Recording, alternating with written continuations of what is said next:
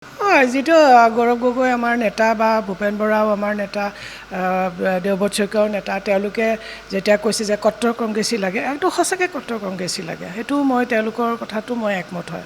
চাওক, এইটো সময়ে ক'ব এতিয়া কোনখিনি বেলেগ মানে বিৰোধিতা কৰিছিলে, মই তেনেকৈ ভালকৈ গম পোৱা নাই। গতিকে আমাৰ দলৰ যিহেতু মুৰব্বীসকল আছে, তেওঁলোকে সিদ্ধান্ত ল'ব যিকোনো কথাতে।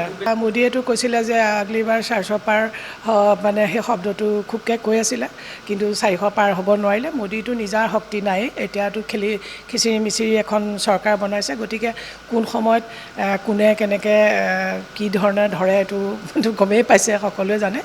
গতিকে মোৰো তেনেকুৱাই লাগিছে যে এখন বৰ চিৰস্থায়ী মানে 26 বা 29লৈকে থাকিব বুলি মই আশা কৰা নাই। 26ত অসমত কেনেকুৱা হ'ব পাৰে, আপোনালোকে এই যোৱা যিটো আমাৰ লোকসভা নিৰ্বাচন দেখিলে, আমাৰ আপাৰ অসমত গৌৰৱ গগৈ ডাঙৰীয়া জিকি আহিলে, মধ্য অসমত আমাৰ প্ৰদ্যুৎ বৰদলৈ ডাঙৰীয়া জিকি আহিলে, তেনেকৈ লোৱাৰ অসমত আমাৰ ৰকিবুল হুছেইন ডাঙৰীয়া দিলে। আমি তিনিটা জেগাত 3জন শক্তিশালী আমাৰ নেতা জিকি আহিছে।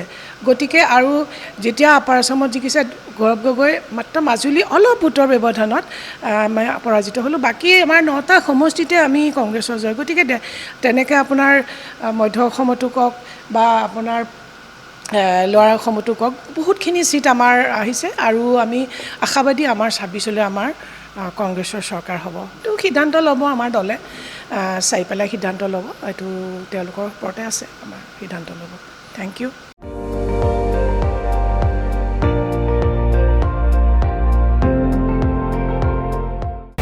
আপুনি চাই আছে ND24, সৰ্বশ্ৰেষ্ঠ নহয়, সৰ্বোত্তমৰ দৌৰ।